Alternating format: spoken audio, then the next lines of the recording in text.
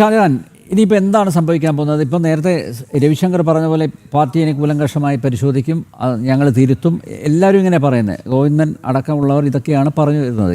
ഏത് പരാജയം വന്നു കഴിഞ്ഞാലും തിരുത്തും, പഠിക്കും, ഞങ്ങൾ പുതിയ നടപടികൾ സ്വീകരിക്കും എന്നൊക്കെയാണ് പറയുന്നത്. അറിയാലോ, നേരത്തെ ദൂർത്തും ഇതൊക്കെ ചർച്ച ചെയ്യപ്പെട്ട സമയത്ത് ലാളിത്യം, അത് കമ്മ്യൂണിസ്റ്റുകാരൻ ഇന്നും അത് പുലർത്തണം എന്നൊക്കെ പറഞ്ഞിട്ട് നമ്മൾ കണ്ടതാണ്. പിന്നെ എന്ത് ലാളിത്യമാണ് ഇവരുടെ ജീവിതശൈലിയിൽ, എന്ത് ലാളിത്യമാണെന്നൊക്കെ ഉള്ളത് നമ്മൾ കണ്ടതാണ്. നോക്കൂ, ഇപ്പോൾ പിണറായി വിജയനെ സംബന്ധിച്ചിടത്തോളം എത്ര അകമ്പടി വാഹനങ്ങൾ, ഔദ്യോഗിക വാഹനം, അകമ്പടി വാഹനങ്ങളൊന്നുമില്ലാതെ പിണറായി ഇപ്പോഴെങ്ങനെയാണ് സഞ്ചരിക്കുന്നത്? എന്തൊരു ആർഭാട ജീവിതമായിരുന്നു. ഇതൊന്നുമില്ലാതെ പിണറായി വിജയന് രാഷ്ട്രീയത്തിൽ മുന്നോട്ട് പോകാൻ പറ്റുമെന്ന് കരുതുന്നുണ്ടോ? ഇപ്പോൾ പ്രതിപക്ഷ നേതാവ് അദ്ദേഹമായിരിക്കണമെന്ന് പാർട്ടി തീരുമാനിക്കുന്നു. സംസ്ഥാന സെക്രട്ടേറിയറ്റിൽ അങ്ങനെ ഒരു ചർച്ച നടന്നു. ഇനിയിപ്പോൾ സംസ്ഥാന കമ്മിറ്റി അത് അംഗീകരിക്കണം. പക്ഷേ എങ്കിലും അദ്ദേഹം അത് ഏറ്റെടുക്കുമോ? താങ്കൾ കരുതുന്നുണ്ടോ അത്? അല്ല, ഇതിലെ CPM-ൻ്റെ ഒരു പ്രവർത്തകൻ എന്ന് പറഞ്ഞ ഒരാൾ അവിടെ വന്നിരുന്നു കുറേ കാര്യങ്ങൾ പറഞ്ഞു. അതിപ്പം കേൾക്കുന്നവർ കേൾക്കട്ടെ, കേട്ടിട്ട് അവരതിൽ തീരുമാനത്തിലെത്തട്ടെ. ഞാൻ അദ്ദേഹമായിട്ട് കലഹിക്കാനില്ല. അദ്ദേഹം പറഞ്ഞത് അവിടെ നിൽക്കട്ടെ, അത് കേട്ടിട്ട് കേൾക്കുന്നവർ അവരുടെ ബുദ്ധിക്കനുസരിച്ച് അവരങ്ങ് തീരുമാനിച്ചോട്ടെ, എനിക്ക് പ്രശ്നമില്ല. എനിക്ക് കുറേ വസ്തുതകളാണ് ഇവിടെ പറയാനുള്ളത്. ഇവിടെ ഇപ്പോൾ പറയുന്നത് എന്താണ്? ഞങ്ങൾ സൂക്ഷ്മമായി പരിശോധിക്കും, ഞങ്ങൾ ചർച്ച ചെയ്യും എന്നൊക്കെയാണല്ലോ പറയുന്നത്. ആരാ ഇത് പറയുന്നത്? ഈ പാർട്ടി ഈ ചാണകക്കുഴിയിൽ കൊണ്ടുവന്ന് ചവിട്ടി തേച്ചവന്മാരാണിത് പറയുന്നത്. MV ഗോവിന്ദനാണ് പറയുന്നത് ഞങ്ങൾ ചർച്ച ചെയ്യുമെന്ന്. MV ഗോവിന്ദനാണ് സ്വന്തം ഭാര്യയെ തെരഞ്ഞെടുപ്പിന് മത്സരിപ്പിച്ചത്. MV ഗോവിന്ദൻ സ്വന്തം ഭാര്യയെ തെരഞ്ഞെടുപ്പിന് മത്സരിപ്പിച്ചുകൊണ്ടാണ് അവിടെ MV ഗോവിന്ദൻ്റെ ഭാര്യ തന്നെ തോറ്റത്. അപ്പോൾ MV ഗോവിന്ദൻ എന്ന് പറഞ്ഞ CPM-ൻ്റെ സംസ്ഥാന സെക്രട്ടറിക്ക് ഒരല്പമെങ്കിലും ഉളുപ്പുണ്ടെങ്കിൽ, അയാളുടെ ശരീരത്തിൽ എവിടെയെങ്കിലും ഇച്ചിരി ഉളുപ്പ് ബാക്കിയുണ്ടെങ്കിൽ അയാൾ പത്രരേഖകളുടെ മുമ്പിൽ വന്ന് ഇങ്ങനെ കൈപൊക്കി തൊഴുതിട്ട് എനിക്ക് തെറ്റുപറ്റിപ്പോയി, എന്നോട് ക്ഷമിക്കണം, ഞാൻ എൻ്റെ ഭാര്യയെ മത്സരിപ്പിച്ചു, അത് ചെയ്യാൻ പാടില്ലായിരുന്നു, അവരിത് 8 നില പൊട്ടിക്കിടക്കുന്നു, അതുകൊണ്ട് ഞാൻ ഈ പാർട്ടിയുടെ സംസ്ഥാന സെക്രട്ടറി ആയിട്ട് ഇനി ഞാനില്ല, കാരണം തെറ്റ് ചെയ്തത് ഞാനാണ്, അതുകൊണ്ട് ഞാൻ ഈ പണി നിർത്തുകയാണ്. ഇതാണ് ഞങ്ങളുടെ പാർട്ടിയുടെ ജനാധിപത്യ ബോധം, ഇതാണ് ഞങ്ങളുടെ പാർട്ടിയുടെ തെറ്റുതിരുത്തൽ എന്ന് പറയേണ്ടതിന് പകരം ആ പാർട്ടി സെക്രട്ടറി വന്നിരുത്തിട്ട് ഇന്ന് എന്താണ് അയാൾ കാണിച്ചത്? ഈ തിയേറ്റർ ഓഫ് ദ അബ്സേർഡ് നമ്മൾ കേട്ടിട്ടുണ്ട്, അസംബന്ധ നാടകങ്ങളുടെ രംഗവേദി. ഇനി ഇവിടെ പറയുന്നതാണ് ചർച്ച ചെയ്യും. ഞാൻ ചോദിക്കട്ടെ, 2019 മുതലുള്ള കഥ മാത്രം നമ്മളൊന്ന് ഇങ്ങോട്ട് എടുത്തേ. 2019 ഒരു ലോക്സഭാ തെരഞ്ഞെടുപ്പ് നടന്നു, ഒരു സീറ്റ് കിട്ടി. അപ്പോഴും ഇതേ വാചകങ്ങൾ തന്നെ പറഞ്ഞു, ഞങ്ങൾ ചർച്ച ചെയ്യും, ഞങ്ങൾ തിരുത്തും, ഞങ്ങളുടെ പാർട്ടി അങ്ങനത്തെ പാർട്ടിയാണ്, ഇങ്ങനത്തെ പാർട്ടിയാണെന്ന്. ഒരു പുല്ലും സംഭവിച്ചില്ല. 2024 2 സീറ്റ് കിട്ടി. അപ്പോഴും പറഞ്ഞു ഞങ്ങൾ ചർച്ച ചെയ്യും, ഞങ്ങളുടെ പാർട്ടി. ഇപ്പോൾ ഇവിടെ എൻ്റെ ഒരു സുഹൃത്ത് വന്നിരുന്ന പറഞ്ഞല്ലോ, അതേ വാചകങ്ങൾ അന്നും പറഞ്ഞു, ഒരു ചുക്കും സംഭവിച്ചില്ല. 2025 ഡിസംബറിൽ പഞ്ചായത്തുകളിലേക്ക്, തദ്ദേശ ഭരണ സ്ഥാപനങ്ങളിലേക്ക് ഒരു തെരഞ്ഞെടുപ്പ് നടന്നു. അവിടെയും ജനം കൊടുത്തു അടി. അപ്പോഴും പറഞ്ഞു ഞങ്ങൾ ചർച്ച ചെയ്യും, ഞങ്ങൾ തിരുത്തുമെന്ന് പറഞ്ഞു. ഒരു തിരുത്തലും നടത്തിയില്ല, ചുക്കും ചെയ്തില്ല. ഇപ്പം എന്താ സംഭവിച്ചിരിക്കുന്നത്? ഇപ്പം എന്താ പോയതിൻ്റെ വന്നതിൻ്റെ കണക്ക് കുറഞ്ഞു.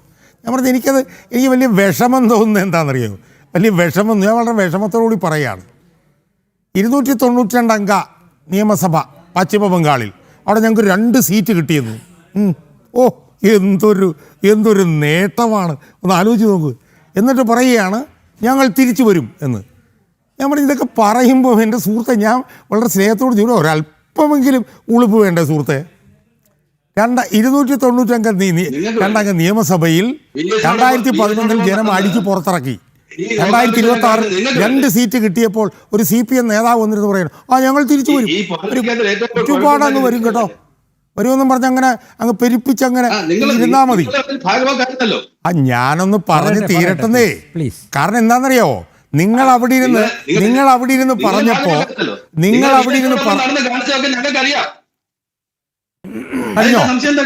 കഴിഞ്ഞോ നിങ്ങൾ അവിടെ ഇരുന്ന് കുറെ മണ്ടത്തരങ്ങൾ കുറെ നേരമായി വിളിച്ചു പറഞ്ഞു. ഞാൻ മിണ്ടിയോ? ഞാൻ മിണ്ടിയില്ലല്ലോ.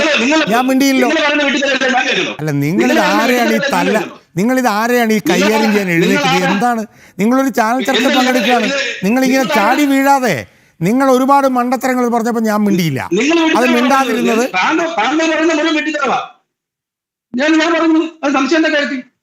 നിങ്ങൾ എന്താണ് ഇങ്ങനെ കിടന്നിട്ട് ഈ ചാടി തുള്ളുന്നത്? നിങ്ങൾ ആരോടാണ് ഈ താടി തുള്ളുന്നത്? നിങ്ങൾക്ക് 39 സീറ്റേ ഉള്ളൂ സുഹൃത്തെ, അവിടെ മിണ്ടാതിരിക്കുക. നിങ്ങൾക്ക് കേരളത്തിന്റെ ചരിത്രത്തിൽ ഇത്രയും കുറവ് സീറ്റ് CPM കിട്ടിയിട്ടില്ല. 2000 അത് സമ്മതിച്ചില്ലെങ്കിലും അത് വസ്തുതയാ. 2001 നിങ്ങൾക്ക് 47 സീറ്റ് ഉണ്ടായിരുന്നു, ഇപ്പൊ നിങ്ങൾക്ക് 33 സീറ്റേ ഉള്ളൂ. നിങ്ങൾ മിണ്ടാതിരിക്കിച്ചു തരം, നിങ്ങൾ മിണ്ടാതിരിക്കുകയാണ് ഞാൻ പറയാം. നിങ്ങൾ മിണ്ടാതിരിക്കിച്ചിരി തരം, നിങ്ങൾ ഇച്ചിരി നേരം മിണ്ടാതിരിക്കുക.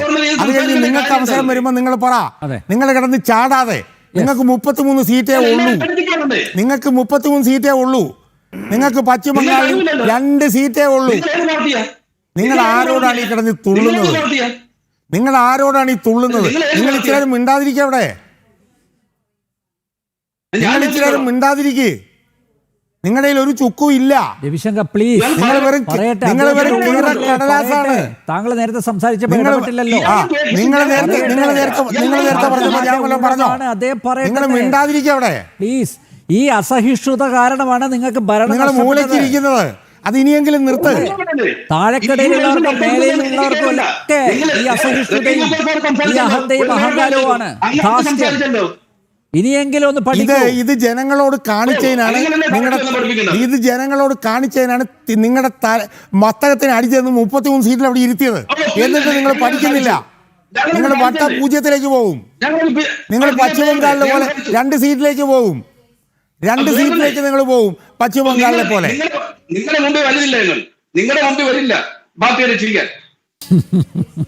ആരോടാണ് എന്റെ സുഹൃത്തെ നിങ്ങൾ പറയുന്നത്? ഇവിടെ 10 വർഷം ഭരിച്ചു. 3 തരം നിങ്ങൾ മിണ്ടാൻ അവിടെ ഇരിക്കുക. നിങ്ങൾ പറഞ്ഞ മണ്ടത്തരം കേട്ടപ്പോൾ ഞാൻ മിണ്ടായിരുന്നാണ്. ഇയാളുടെ മണ്ടത്തരം കേൾക്കാൻ എനിക്ക് സൗകര്യമില്ല. ഈ മണ്ടത്തരം ഇയാൾ നിർത്തി. അദ്ദേഹത്തിന്റെ ഊഴമല്ലേ, അദ്ദേഹം പറയട്ടെ. അദ്ദേഹത്തിന്റെ ടേക്കാണിത്, അദ്ദേഹം പറയട്ടെ. നിങ്ങൾ പറഞ്ഞതല്ലേ. അല്ല, നിങ്ങൾ ഈ ചർച്ചയിൽ നിന്ന് പോകണം. അതായത് അയാൾ പോകുന്നതുകൊണ്ട് കുഴപ്പമില്ല. അയാളെപ്പോലുള്ള മെറ്റീരിയലുകൾ ഇവിടെ ഉണ്ടെങ്കിൽ ഇവിടെ 2 സീറ്റിലേക്ക് CPM പോകും എന്നുള്ളത് വ്യക്തം. അപ്പം അതുകൊണ്ട് എനിക്കൊരൊറ്റ കാര്യമേ പറയാനുള്ളൂ. ഈ 33 സീറ്റിലേക്ക് ഒതുങ്ങിയിട്ടും ഇതുപോലുള്ള ചരക്കുകളാണ് ഇതിനകത്ത് ഇപ്പോഴും ഉള്ളത്. 33 സീറ്റിലേക്ക് ഒതുങ്ങിയിട്ടും അയാൾ വന്നിരുന്നിട്ട് പറയാണ് ജനാധിപത്യ ബോധം ഞങ്ങൾ തിരുത്തും. ആര് തിരുത്തുമെന്ന് ഈ പറയുന്നത്? ആര് തിരുത്തുമെന്ന് ഈ പറയുന്നത്? ഇവിടെ പാർട്ടിയും ഇവിടെ സർക്കാരും പിണറായി വിജയൻ തന്നെ ചവിട്ടടി വെച്ചു.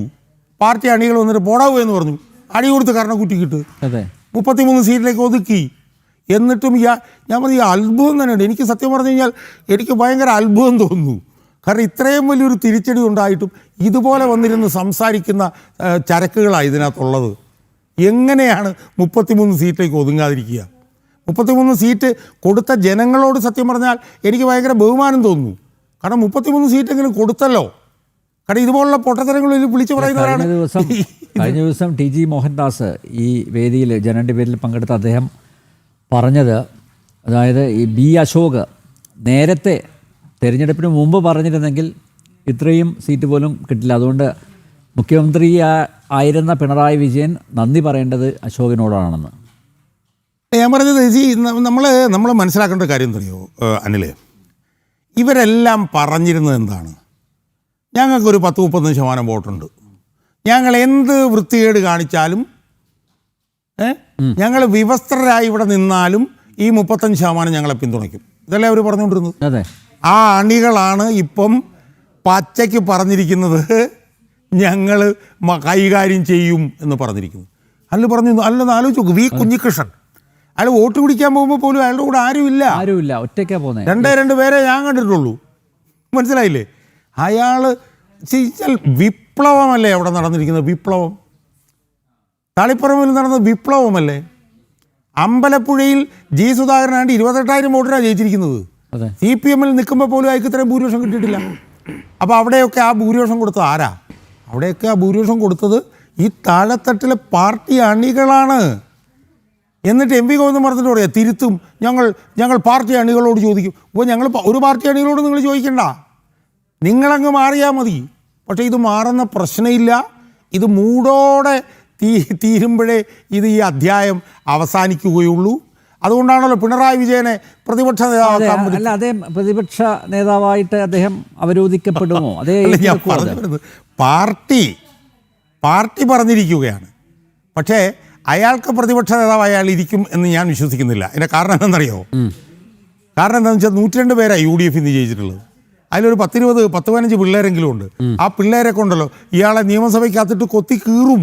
അതെ, അയാളെ ഇരുന്ന് കൊടുക്കില്ല, ഇരിക്കാൻ അയാൾക്ക് പറ്റില്ല. എന്ന് മാത്രമല്ല 10 വർഷം അധികാരത്തിന് പുറത്തുനിന്നാണ് UDF. അവരെല്ലാ അഴിമതിയും കുത്തിപ്പോക്കും. അവർ ലാവലിംഗ് കേസ് മുതൽ മാസപ്പടി കേസ് മുതൽ സ്വർണ്ണക്കള്ളക്കടത്ത് കേസ്, ഡോളറക്കള്ളക്കടത്ത് കേസ്, ഇനി വരാനുള്ള ഊരാളുങ്കലിൻ്റെ കേസ്, പിന്നെ ശബരിമല കൊള്ള, ഇതെല്ലാം അവർ പൊക്കിയെടുക്കും. വല്ലാത്ത ദുരിത കാലമാണ് ഇനി പിണറായി വിജയനെ കാത്തിരിക്കാൻ പോകുന്നത്. പാർട്ടിക്കകത്തും ഇനി എല്ലാവരും കൊത്തിക്കീറും. പാർട്ടിയുടെ ഒരു ഡൈനാമിക്സ് അഭിമുഖീകരിക്കാനുള്ള ആരോഗ്യം പിണറായിക്കുണ്ടോ? പിണറായി കേരളത്തിൽ തുടരും എന്ന് ഞാൻ വിശ്വസിക്കുന്നില്ല. കാരണം പിണറായിക്ക് ആരോഗ്യ പ്രശ്നങ്ങളൊക്കെ ഉള്ളതുകൊണ്ട് വല്ല മയോ ക്ലിനിക്കിലേക്കോ അല്ലെങ്കിൽ വേറെ ഏതെങ്കിലും ക്ലിനിക്കിലേക്കോ പോകാനൊന്നും ഒരു ബുദ്ധിമുട്ടുമില്ല. അയാൾ പോകാനാണ് സാധ്യത. ഉണ്ടാക്കി വെച്ചിട്ടുണ്ടല്ലോ. കാരണം നമുക്കറിയില്ല, അയാൾ നിയമസഭയിൽ വെച്ച് അയാളുടെ മകൾക്കെതിരെ പറഞ്ഞപ്പോഴത്തേക്ക് മാത്യു കുടനാടനെതിരെ തുള്ളിയത് കണ്ടില്ലേ? അതുകൊണ്ട് അയാൾക്ക് ഈ ചെറുപ്പക്കാരുടെ കൊത്തിക്കീറലൊന്നും സഹിച്ച് അയാൾ ഇരിക്കും എന്നെനിക്ക് തോന്നുന്നില്ല. എന്ന് മാത്രമല്ല, അയാൾ 10 വർഷം രാജാവല്ലായിരുന്നോ? രാജാധികാരത്തിലല്ലേ അയാൾ ജീവിച്ചത്. അയാൾക്ക് അതൊന്നും ഇല്ലാതെ ഇനി ജീവിക്കാൻ പറ്റില്ല. അയാൾക്ക് സത്യത്തിൽ ഞാൻ പറയാം, അയാളുടെ മാനസിക നില വല്ല തെറ്റിപ്പോകുമോ എന്നാണ് എൻ്റെ സംശയം. അല്ല, ഇതൊന്നുമില്ലാതെ AKG സെന്ററിന് സമീപത്തുള്ള ഫ്ലാറ്റിൽ എങ്ങനെ ഒതുങ്ങിക്കൂടും? ഒരിക്കലും കഴിയില്ല. കാരണം കിയ കാർ ഒരു ദിവസം മേടിക്കുന്നു, എത്രയോ കോടി മുടക്കിയിട്ട്. ഒരു 2 മാസം കഴിയുമ്പോഴത്തേക്കും അതിൻ്റെ അപ്ഡേറ്റഡ് സാധനം കാണിക്കുന്നു, അപ്പോൾ ഒരു 50 ലക്ഷം കൂടുതൽ. അങ്ങനെ 10 വർഷം ജീവിച്ചൊരു മനുഷ്യനാണ്. ഇപ്പം ഞാൻ കേട്ടിട്ടുണ്ട്, എൻ്റെ സുഹൃത്തുക്കൾ പറഞ്ഞ് ഞാൻ കേട്ടിട്ടുണ്ട്, R ബാലകൃഷ്ണനുള്ള കുറേ നാൾ മന്ത്രിയായിട്ടിരുന്ന് കഴിഞ്ഞ് തോറ്റിട്ട് രാവിലെ എഴുന്നേറ്റിട്ട് പറഞ്ഞു സെക്രട്ടറിയേറ്റിലേക്ക് വണ്ടി വിടൂ എന്ന് പറഞ്ഞു. കാരണം അയാൾക്കത് അങ്ങോട്ട് പ്രാപിക്കാൻ പറ്റും. നായനാർ 2 തവണ 9 വർഷം മന്ത്രിയായിട്ടിരുന്നു. നായനാർക്ക് ഈ പോലീസുകാർ വന്ന് ഇങ്ങനെ ചവിട്ടിയിട്ട് ഇങ്ങനെ സല്യൂട്ട് ചെയ്യുന്നത് കാണാതിരിക്കാൻ പറ്റില്ലായിരുന്നാണ് പറയുന്നത്. എന്ന് പറഞ്ഞതുപോലെ ഇയാൾക്ക് ഒരു സാധാരണ മനുഷ്യനായിട്ട് നമ്മളുടെ ജീവിക്കാൻ അയാൾക്ക് കഴിയില്ല. അതുകൊണ്ട് തന്നെ അയാൾ പ്രതിപക്ഷ നേതാവ് സ്ഥാനം ഏറ്റെടുക്കില്ല. അയാൾ ഒന്നുകിൽ അയാളുടെ മകൻ്റെ അടുത്തേക്കോ അല്ലെങ്കിൽ ചികിത്സയെന്ന് പറഞ്ഞ് മയോ ക്ലിനിക്കിലേക്ക് പോകാനുള്ള സാധ്യതയുണ്ട്. അയാൾ 3 വിസയോ മറ്റോ എടുത്ത് വെച്ചിട്ടുണ്ടെന്നാണ് ഞാൻ മനസ്സിലാക്കിയിട്ടുള്ളത്. അതുകൊണ്ട് അയാൾക്ക് ഇനി ഇവിടെ നിൽക്കാൻ പറ്റില്ല. CPM-ൻ്റെ തന്നെ ഡൈനാമിക്സ് എന്താണെന്നറിയോ? CPM-ൻ്റെ ഡൈനാമിക്സ് എന്താണെന്ന് പറഞ്ഞാൽ, വിജയം നിങ്ങളുടെ കൂടെ ഉള്ളിടത്തോളം കാലം നിങ്ങളുടെ കൂടെ എല്ലാവരും കാണും. ദ മൊമെൻറ്റ് വിജയം തീർന്നു പറഞ്ഞാൽ എല്ലാവരും കൂടെ ഉണ്ടല്ലോ, അത് ഏത് വലിയവനോ ചെറിയവനൊന്നും നോക്കില്ല, എടുത്തിട്ട് ചവിട്ടി കീറി തുപ്പും. അത് കണ്ണൂരിൽ തുടങ്ങിയിട്ടുണ്ട്. അതിനി എല്ലാ ജില്ലയിലേക്കും പടരും. അതുകൊണ്ട് തന്നെ പിണറായി വിജയൻ ഇന്ത്യയിൽ തന്നെ തുടരും എന്ന് ഞാൻ പ്രതീക്ഷിക്കുന്നില്ല.